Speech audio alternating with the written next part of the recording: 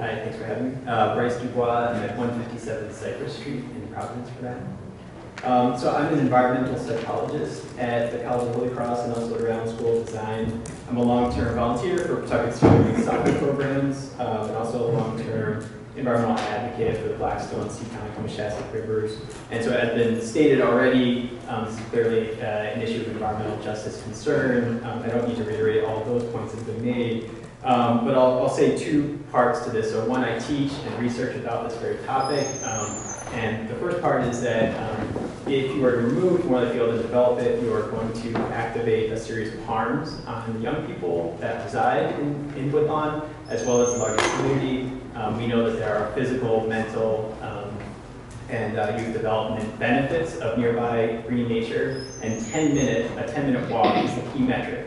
So if you take this park away, the Woodlawn neighborhood will no longer have the benefits that are potential for them to receive from this park. So you'd be actively producing harm. So it's not that you're just being neutral here, you're actively engaging in a process of harm by removing this park for the youth in Woodlawn. And furthermore, we see this as those that I'm active in the Blackstone and Seekonk with, we see this as a point of environmental racism.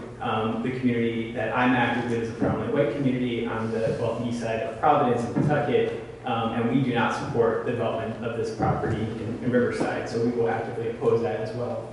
And then just lastly to say my partners that I actively work with in the National Park Service, as well as in the Rhode Island Department of Environmental Management, I'm actively involved in projects with, have on their docket key environmental justice metrics that they're concerned with. This is an issue of environmental justice concern, and I know that they are not interested in signing off on the Land and Water Conservation Fund signatures that you would need in order to sell this property for 3 acres that are under that fund. So again, I think it's